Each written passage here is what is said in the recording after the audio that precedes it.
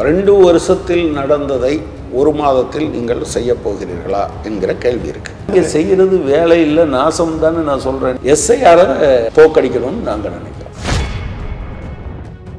தேர்தல் கமிஷன் எந்த காலத்திலையும் அதை மறுக்கவும் இல்லை, அதை ஆமா அப்படின்னு சொல்லல. ஆளுங்கட்சிக்கு அடியால் வேலை பார்ப்பது என்பதாகத்தான் எதிர்கட்சி தலைவர் வரவேற்கிறார். எடப்பாடி பழனிசாமி அவர்கள் தமிழரே இல்லை, ஆண்டவன் சொல்றான், அருணாசலம் திருப்பி சொல்றான்.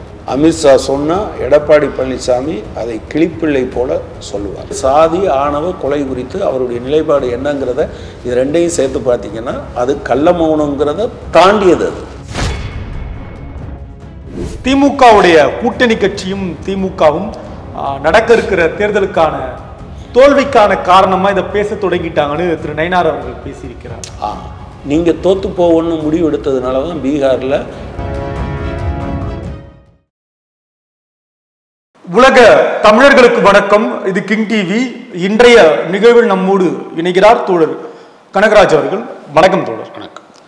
சிறப்பு வாக்காளர் பட்டியல் திருத்தம் கூடாது என்பதற்கான பிரதான காரணம் என்ன? இதுல என்னென்ன சிக்கல் இருக்கு? எதையெல்லாம் எதிர்க்கிறீர்கள்? இது தேர்தலில் எந்த அளவுக்கு வெற்றி வாய்ப்பை பாதிக்கும்? மக்கள் இதை எப்படி புரிஞ்சுக்கிறது? முதல்ல தேர்தல் கமிஷன் மீது நம்பிக்கை இல்லை. ஒன்று. சரி, எதனாலனா இதுவரை தேர்தல் கமிஷன் தேர்ந்தெடுக்கப்பட்ட முறையில் அவர்கள் மாற்றம் கொண்டு வந்தார்கள்.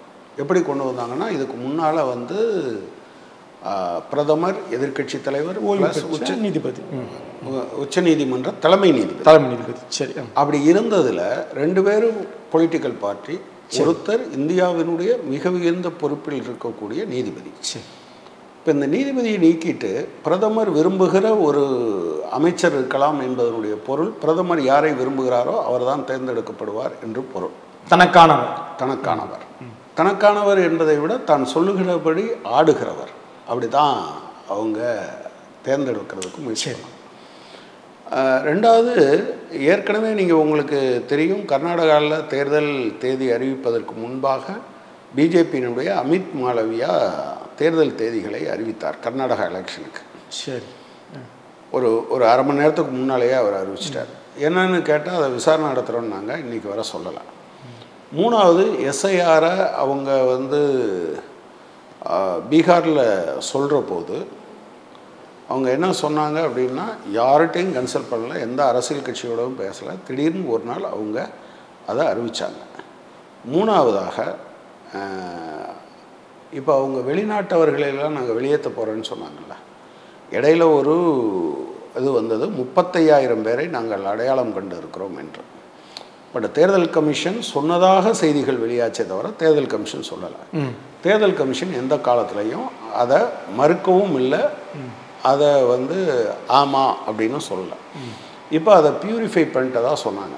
சரி, இவங்க சொல்கிறது மாதிரி ஊடுருவல்காரர்கள், வெளிநாட்டுக்காரர்கள் பீகாரில் இருந்தால் அந்த 35,000 பேர் இருந்தாங்களா, இல்லை 3,500 பேர் இருந்தாங்களா, இல்லை 350 பேர் இருந்தாங்களா, இல்லை குறைஞ்சபட்சம் 35 பேராவது கண்டுபிடிச்சிங்களா? கண்டுபிடிச்சவங்கள என்ன பண்ணிருக்கீங்க? இதுவரை எந்த பதிலும் டேட்டாவும் கொடுக்கல. சரி, அப்போ நீங்கள் சொல்கிறது எதையோ ஒன்றை ஞாபகம் வைத்துக்கொண்டு இன்னொன்றை சொல்கிறீங்க. அடுத்ததாக, பீகாரில் எஸ்ஐஆர் வந்த பிறகு ஆக்சுவலாக போன தேர்தலில் பல இடங்களிலும், அதாவது ஜெண்டர் காம்போசிஷன் எப்படி இருந்ததுன்னா, 1000 ஆண்கள் இருந்தாங்கன்னா இப்போவும் அப்படி தான் இருக்காங்க. 907 பெண்கள் இருக்காங்க. அங்கே பெண்கள் கம்மியாக இருக்காங்க. ஆனால் போன தேர்தலில் என்ன ஆச்சுன்னா, 59% பெண்கள் வாக்களித்தவர்களில் 59% பெண்கள், 54% பேர் ஆண்கள். அதற்கு காரணம் ஆண்கள் மைக்ரேட் ஆகி போயிட்டாங்க. அப்படி பெண்கள் அதிகமாக வாக்களித்த இடங்களில் எல்லாம் பிஜேபி பெரும்பாலான இடங்களில் தோற்று போனது. ஆனால் இந்த முறை 1000 பேருக்கு 892 பேருன்னு தான் அவங்க இன்க்ளூட் பண்ணியிருக்காங்க. ஒருவேளை புலம்பெயர்கிறவர்கள் கணவனும் மனைவியும் போவாங்க, அல்லது கணவனோ அல்லது மனைவியோ பணி நிமித்தமாக மாறுவாங்க. ஆனால் பெண்கள் தாங்கள் மட்டுமே தனியாக மைக்ரேட் ஆவது என்பது நடப்பதற்கு வாய்ப்பு. இந்தியாவில் அது வாய்ப்பில்லை, இன்னைக்கு இருக்கிற இந்தியாவில் வாய்ப்பில்லை. ஆனால் எப்படி அந்த குறிப்பிட்ட தொகுதிகளில் பெண்களுடைய வாக்குகள் கணிசமாக சரிந்திருக்கிறது என்கிற கேள்வி இருக்கிறது. மூன்றாவதாக நீங்கள் பியூரிஃபை பண்ணணும்னு சொன்ன நாலாவதாக நீங்கள் பியூரிஃபை பண்ணிட்டோம், நாங்கள் சுத்தப்படுத்திட்டோம்னு சொன்ன பிறகு ரிப்போர்ட்டர்ஸ் கலெக்டிவ் ஒரு டேட்டாவை வெளியிடுது. 13,45,000 பேரிடம் 2 ஓட்டர்ஸ் ஐடி இருக்குது. அதில் கிட்டத்தட்ட அவங்க உறவினர்கள் பேர் ஒன்றா தான் இருக்குது. வயசு மட்டும் 0லேருந்து 5 வயசு வரை வித்தியாசம் வருது என்று அவங்க சொன்னாங்க. சொன்னது மட்டும் இல்லாமல் 1,32,000 வாக்குகள் எக்ஸாக்டாக பேர், அந்த உறவின் பெயர், வயசு இதெல்லாம் ஒத்து போகிறது மாதிரி இருக்குது. இது போக அவங்க 10,000கணக்கான வாக்காளர்கள் 3 ஐடி வச்சுருக்காங்க அப்படின்னு சொன்னாங்க. நாலாவதாக 2,40,000 வீடுகளில் மட்டும் 1,32,00,000 வாக்காளர்கள் இருக்காங்க. 865 வாக்காளர்கள் 555 வாக்காளர்கள் இருக்கதா சொல்கிறாங்க. ஒரே முகவரியில் ஒரே நம்பரில் ஒரே நம்பரில் நம்பர் இல்லாமலும் இருக்குது, நம்பர் இருந்தும் இருக்குது அப்படிங்கிறத சொன்னாங்க. ஐந்தாவதாக நீங்கள் யார் பேரை நீக்கினீங்க, எதுக்காக நீக்கினீங்க அப்படிங்கிறத நீங்கள் வெளிப்படுத்தணும்னு சொல்லும்போது அவங்க முன் வரலை. எலெக்ஷன் கமிஷன் ஆரம்பத்தில் முன் வரலை, உச்சநீதிமன்றம்லாம் தலையிட்ட பிறகும் கூட அவங்க அதுக்கு முன் வரலை. ஆறாவதாக ஒரு பெரிய போராட்டத்துக்கு பின்பு தான் அவர்கள் ஆதார் கார்டை அதில் சேர்த்தாங்க. ஸோ நீங்கள் இப்படி வரிசையாக பார்த்தீங்கன்னா இப்போதும் அவர்கள் போன முறை 8 கோடிக்கு அதிகமாக இருந்த வாக்காளர்கள் 7,89,00,000 இந்த தடவை 8 கோடிக்கு அதிகமாக இருந்திருக்க வேண்டும். ஆனால் கிட்டத்தட்ட 1 கோடி வாக்காளர்கள் வரை குறைவாக இருப்பதாக சொல்லப்படுகிறது. அஃப்கோர்ஸ் அது மைக்ரேஷன் அந்த காரணத்தினால இருக்கலாம். ஆனால் அந்த காரணம்னா நீங்கள் பெண்கள் இப்படி இருக்கிறதுங்கிறது சாத்தியமற்று போகும் என்கிற நிலைமை வருகிற போது அது உண்மை அல்ல என்று தெரிய வருகிறது. ஸோ இந்த காரணங்களால் எலெக்ஷன் கமிஷன் மேலே நம்பிக்கை இல்லை. நம்பர் 1. சரி, தமிழ்நாட்டில் இதே மாதிரியான நிலைப்பாட்டை அவர்கள் எடுக்க மாட்டார்கள் என்பதற்கு எந்த விதமான நியாயமான காரணமும் நீங்கள் சொல்லுங்கள், நான் ஏற்றுக்கிறேன். அவங்க பீகார் மாதிரியான அவர்கள் ஆட்சி பொறுப்பில் இருக்கக்கூடிய இடங்கள்லேயே இவ்வளவு தூரம் அப்பட்டமாக மீறுவார்கள் என்றால் தமிழ்நாட்டில் மீறமாட்டார்கள் என்பதற்கு, ஏன்னா அவங்களுடைய டிஎன்ஏவே, அட்மினிஸ்ட்ரேட்டிவ் டிஎன்ஏவே நீங்கள் இதை குளறுபடி செய்வது, மாற்றுவது, ஆளுங்கட்சிக்கு அடியால் வேலை பார்ப்பது என்பதாகத்தான் எலெக்ஷன் கமிஷன் இருக்கிறது. எனவே தான் சொல்கிறோம். இல்லை, தேர்தல் ஆணையர் மீது அல்லது தேர்தல் ஆணையத்தின் மீது ஒரு குற்றச்சாட்டு வைக்கிறத நம்ம பேசலாம். நம்ம குறிப்பாக கேட்குறது, இது தமிழ்நாட்டில் இருக்க மக்கள் அதை புரிஞ்சிட்டு இருக்காங்க? இல்லை, புரிய வைக்க வேண்டிய பொறுப்பு நமக்கு இருக்கிறது. தமிழகம் போராடும், தமிழ்நாடு வெற்றி பெறும், we will fight, we will win என்று சொன்னால் நீங்கள் மக்களிடம் அதை கொண்டு போய் சேர்க்க வேண்டிய பொறுப்பு இருக்குது. நிச்சயமாக அதற்கான வேலையை அனைத்து கட்சிகளும் செய்வோம் என்று தான் நினைக்கிறேன். ஆக்சுவலாக நவம்பர் 2ஆம் தேதி ஒரு அனைத்து கட்சி கூட்டத்தை, திமுக கூட்டணி கட்சிகளுடைய கூட்டத்தை அல்ல, அனைத்து கட்சி கூட்டத்தை கூட்டுவது என்று முதலமைச்சர் முடிவெடுத்திருக்கிறார். ஜனநாயகத்தின் மீது நம்பிக்கை இருக்கிறவர்கள் அதில் எல்லோரும் இணைவார்கள். நாங்கள் அதில் எடுக்கிற முடிவின்படி மக்களை அதுக்கு எம்பவர் பண்ணணும். அது வெறுமனே விழிப்புணர்வு மட்டுமல்ல, சரி, போராடுவதற்கான தைரியத்தையும் அவர்களுக்கு வழங்குவோம். இதில் இஸ்லாமியர்களுடைய வாக்கும் சிறுபான்மையுடைய வாக்கும் கேள்விக்குறி ஆக்கப்படும் என்பது யதார்த்தமா, இல்லை அச்சுறுத்தலா, இல்லை பயம் காட்டுருமா? எப்படி புரிஞ்சுக்கணும்? அதான் நான் சொன்னேன், நீங்கள் இதை ஏற்கனவே நடந்திருக்கக்கூடிய விஷயங்களில் இருந்து தான் நீங்கள் பார்க்க வேண்டும் என்று நான் கேட்குறேன். சரி, அதான் நான் சொன்னேன். இப்போ வெளிநாட்டவர்கள்னு நீங்கள் ஒருத்தர் பேரை கூட சொல்ல முடியாத போது நீங்கள் எதிலிருந்து வெளிநாட்டவர்கள் வாக்காளர்களாக இருந்தார்கள் என்று சொன்னீர்கள். பெண்கள் பெருமளவுக்கு புலம்பெயர்வது தனியாக இல்லை என்கிற போது பெண் வாக்காளர்களுடைய எண்ணிக்கை குறிப்பாக அந்த 243 தொகுதிகளில் எங்கெல்லாம் மிக அதிகமாக பெண்கள் வாக்களித்து அதன் காரணமாக இந்தியா பிளாக் அல்லது மகா கத்பந்தன் வெற்றி பெற்றதோ அந்த தொகுதிகளில் குறைப்பதற்கான காரணம் என்ன? மிகப்பெரிய அளவிற்கு நீங்கள் ஒன்று தெரிஞ்சுங்க, இந்த புலம்பெயர்வது என்பதே கூட ஒரு ஆரம்பத்தில் upper class, upper middle class அப்படி தான் வரும். கிராமத்திலேயே ரொம்ப உழந்துக்கிட்டு இருந்தாலும் போக மாட்டாங்க. அப்போது நீங்கள் தலித்துகள் மற்றும் பழங்குடியினர் வாக்குகளில் பெரும்பகுதி இந்த மாதிரி குறைந்திருப்பதுக்கு காரணம் அதுன்னு சொல்ல முடியாது. அப்படின்னா என்ன காரணம்னு தேர்தல் கமிஷன் சொல்லலை. நேற்றைக்கு அவங்க பேட்டி கொடுக்கும்போது கூட கேட்ட கேள்விகளுக்கு அதெல்லாம் எவேசிவாக பதில் சொல்லிட்டு போனாங்க, அல்லது அதை புறக்கணித்து விட்டு சென்றார்கள். எனவே தமிழ்நாட்டிலும் அப்படி செய்வார்கள். ஒன்ஸ் எலெக்ஷன் ப்ராசஸ் ஆரம்பித்த பிறகு என்ன பண்ணுவாங்கன்னா இது எல்லாம் முடியட்டும் பார்த்துக்கலான்னு சொல்லுவாங்களே தவிர, சரி அதுக்கிடையில் தலையிட முடியாதுன்னு சொல்லுவாங்க. நீங்கள் ஒன்று தெரிஞ்சுக்கோங்க, எத்தனை முறை உச்சநீதிமன்றம் ஆலோசனை சொன்ன பிறகு, இல்லைன்னா நாங்கள் ஆர்டர் பாஸ் பண்ணுவோம் சொன்ன பிறகு நீங்கள் ஆதாரம் ஏற்றுக்கொண்டீர்கள் என்பதோடு நீங்கள் இணைத்து பார்த்தால் அது தெரியும். நீங்கள் தமிழ்நாடு அரசாங்கம் சொல்கிறத கேட்குறாங்களா இல்லையா, தமிழ்நாட்டில் இருக்க கட்சிகள் சொல்கிறத கேட்குறாங்களா இல்லையாங்கிறதில்ல, உச்சநீதிமன்றம் சொன்னதை அவங்க கேட்குறாங்களா இல்லையாங்கிறத நீங்கள் பார்த்தீங்கன்னாலே தெரியும். வாக்காளர் பட்டியல் சீரமைக்கப்பட வேண்டும் என்பதை மறுக்கவில்லை முதலமைச்சருடைய அறிக்கை. ஆனால் அதை அவசரமாக செய்யக்கூடாது, எனவே வாக்காளர் பட்டியல் சிறப்பு சீர்திருத்தத்தை நாங்கள் எதிர்க்கிறோம். அதுல ஒரு காரணம் சொல்றாங்க, வடகிழக்கு பருவமழை பெய்து வரும் காலங்களில் வாக்காளர் பட்டியல் திருத்தம் போன்ற பெரும் பணிகள் சிரமமாக இருக்கிறது அப்படின்னு சொல்றாங்க. இதெல்லாம் ஒரு காரணமா? இதெல்லாம் ஒரு காரணமா? இன்னைக்கு நீங்க வாக்காளர் பட்டியலை இங்க தமிழ்நாட்டில் சேர்க்க முடியுமா? இன்னைக்கு அந்த பணி நடக்குமான்னு கேட்குறேன். நீங்க இன்னைக்கு நடக்குதா இல்லையாங்கிறத விட்டுருங்க. இன்றைய தினத்தை சொல்லும்போது மழை பெய்கிற நாட்களில் நீங்கள் நாங்கள் 50 நாள் கொடுக்குறோம் அல்லது 40 நாள் கொடுக்குறோன்னு நீங்கள் ஒரு டேட் சொல்கிறீங்க. இப்போ ஒரு பிரச்சனை சார், கொடையோட போகிறாங்க, இதோட போட்டு போகிறாங்க, இது அது அவங்க பிரச்சனை இல்லை. எவங்க பிரச்சனை? தேர்தல் ஆணையம் இறங்கி வேலை செய்ய போகிறாங்க. தேர்தல் ஆணையம் இறங்கி என்ன வேலை செய்யும்? வீடு விட இப்போ யார் இருக்காங்க என்ன ஏதுன்னு பார்க்க போகிறாங்க. சரி, நான் வேலைக்கு போயிட்டேன்னா என்ன பண்ணுவீங்க? மழை நேரத்தில் நீங்கள் மழை நேரத்தில் தான் வீட்டில் இருப்பீங்க பெரும்பாலும். இல்லை, நீங்கள் கிராமப்புறங்களில் போய் பாருங்கள். நீங்கள் நகரத்தில் உட்கார்ந்து கொண்டு பேசாதீர்கள். கிராமப்புறத்தில் இருக்கக்கூடிய 50% மக்கள் மழை பெஞ்சுன்னா நட்ட பயிர் என்னாச்சோ, தேங்கின தண்ணியை தள்ளி விடணுமா என்று அவர்கள் அங்கே தான் இருப்பாங்க. நீங்கள் மழை பெய்கிற நேரத்தில் கூட நீங்கள் வயல்வெளியில் வேலை பார்க்குறவங்கள பொறுத்தளவில் அந்த நேரம் தான் பொருத்தமான நேரம் என்று பலரும் போவாங்க. நீங்கள் வெயில் அடித்தா தான் வேலைக்கு போங்கிறது நீங்களும் நானும் பண்ணிகிட்ருக்க வேலை. நம்ம கொடை பிடிச்சிக்கிட்டு வேலைக்கு போவோம், அவங்க கொடை இல்லாமல் தான் அந்த வேலையெல்லாம் பார்ப்பாங்க. கொடை பிடிச்சிக்கிட்டு வேலை பார்க்க முடியாது. எனவே நகர்ப்புறத்தில் உட்கார்ந்து கொண்டு இதை பேசக்கூடாது. இல்லை, இது ஒரு வலிமையான காரணமாக இருக்க முடியுமான்ற, இதை ஒரு காரணமாக சொல்லணுமா? இதுல என்ன வேகம் இருக்குன்ற, வேலை நடக்குது இல்லையா, வேகமா வேலை நடக்கட்டுமே. முதலமைச்சர் வேகமா வேலை செய்ய வேண்டாம்ன்றார், அவசரமா ஏன் பண்றீங்கன்றாரு. அவசரம் எங்க இருக்குன்னு கேட்கிறேன். அவசரத்துக்கான ஒரு மாசத்தில் இதுவரை நடந்த எஸ்ஐஆர் எல்லாம் எவ்வளவு காலம் நடந்திருக்கு நீங்க அதை சொல்லுங்க. 2 வருஷத்தில் நடந்ததை 1 மாதத்தில் நீங்கள் செய்ய போகிறீர்களா என்கிற கேள்வி இருக்கு. சரி, இல்லைங்க, 2 வருஷம்னா ஒரு காலத்தில் வாக்குச்சீட்டில் போட்டோம், இப்போ தான் எல்லாம் டிஜிட்டல் ஆயிடுச்சேன்னு நீங்கள் சொல்லுவீங்க. டிஜிட்டல் ஆன பிறகு எதுக்காக நீங்கள் போன தடவை பதிவான வாக்குகளை சொல்வதற்கு 11 நாட்கள் எடுத்துக்கொண்டீர்கள்? எதற்காக நீங்கள் பதிவான வாக்குன்னு டிக்ளேர் பண்ணதுக்கும் எண்ணின வாக்குக்கும் வித்தியாசம் இருந்தது, அதிகமாக எண்ணப்பட்டதாக இருந்தது. சொல்லுங்கள் நீங்கள். ஸோ இந்த கேள்விக்கெல்லாம் நீங்கள் பதில் சொல்லாமல் நீங்கள் ஏன் இவ்வளவு சீக்கிரமாக நடக்குதுன்னு கேட்டிங்கன்னா, ஒருவேளை அது உங்கள் 2 வருஷம் வச்சதுக்கு பதிலாக நீங்கள் ஒரு 6 மாதமோ 8 மாதமோ எடுத்துக்கங்க.